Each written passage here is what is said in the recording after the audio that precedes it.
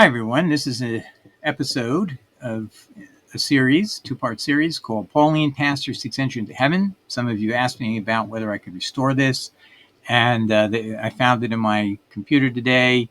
It was put up in 2011, removed in 2021, 2022, when while I was sick and somebody took control of the account where you now see all my YouTubes.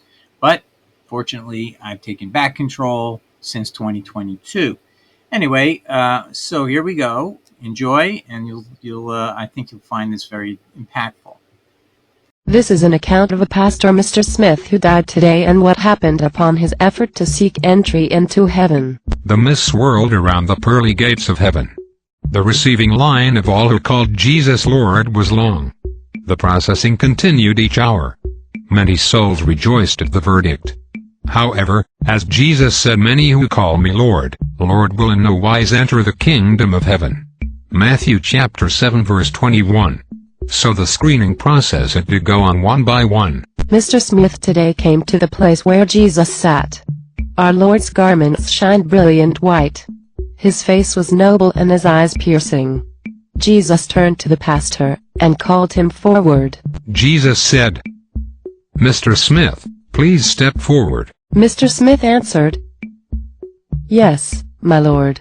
Jesus began, "Not everyone who calls me Lord shall enter the kingdom of heaven. You know that." "Yes," Pastor Smith replied. Jesus then said, "You taught the word for 29 years before you departed your family." "Yes," Mr. Smith replied. Jesus then asked, "You taught your congregation to tithe, did you not?" "Yes, Lord," Mr. Smith answered. "Good," said the Lord Jesus. Mr. Smith sighed in relief. But Jesus then asked, "Did you give 2/3 of it to widows and orphans as prescribed in the law every third year, and the rest of the time it was to be used for a festival celebration everyone enjoyed, including the tither?" Pastor Smith answered, "I never knew that." Jesus responded forcefully, "You mean you never wanted to know that, did you?" Jesus with chagrin continued, "As a pastor, did you not read Micah 2 verse 8 where it says the Levite priests were robbing widows and orphans for taking more than their share? Their 1/3 share every third year? So because you must have read that, then would it not have been crucial for you to find out who was the intended recipient in their appropriate share of the true tithe? But you never did investigate that, did you? You instead made self-serving assumptions of what a Levitical priest received, made yourself such a priest in your own mind, but not by the law given from above, and then you took all what belonged to the widows and orphans, right?" Pastor Smith replied, "I am at a loss for words, my Lord."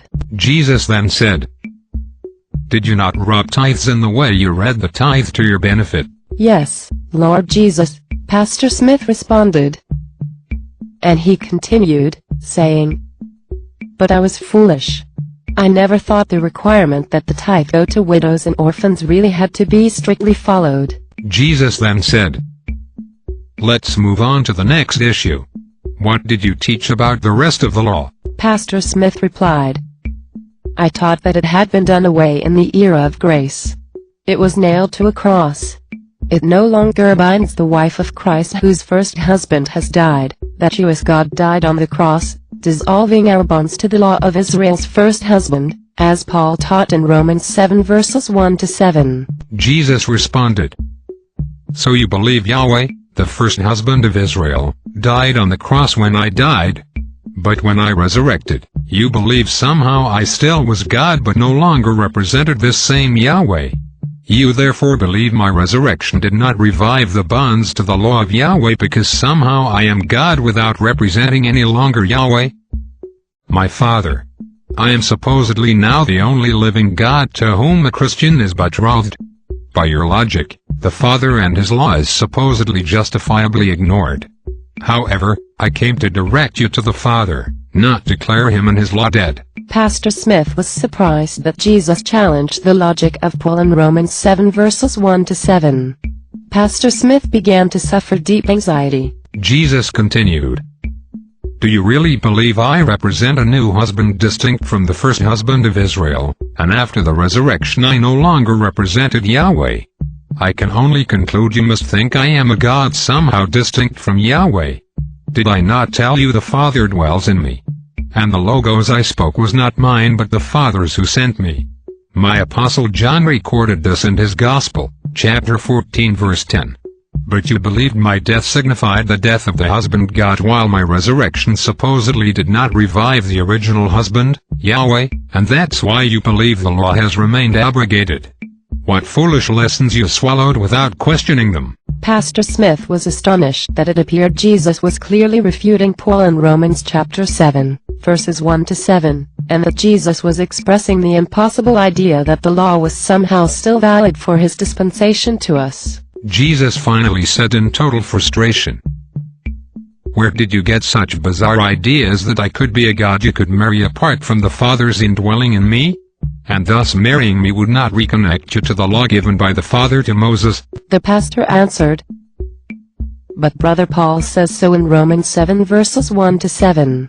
Yet, the pastor could not argue with Jesus, so added, "However, now that you ask the question, it does seem a very odd logic to me." Jesus replied, "You should have thought about that earlier.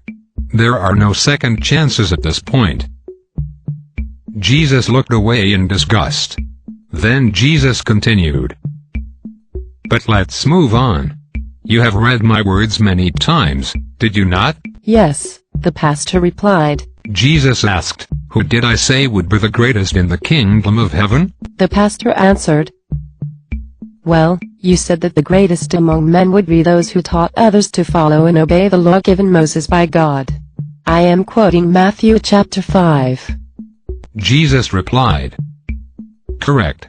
But you just told me that other than tithing, you taught men not to follow and obey the law given Moses by Yahweh, right?" Pastor Smith answered, "I cannot lie to you, Lord, but only offer excuses." Jesus replied, "There are no excuses here.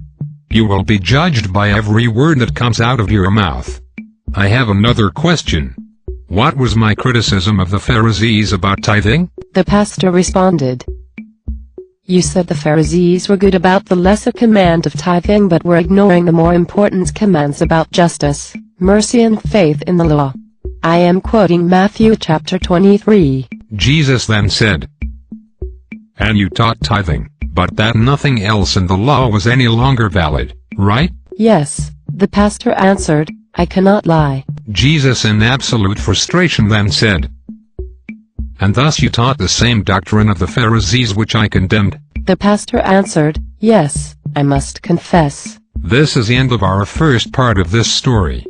Please look for part 2 on YouTube.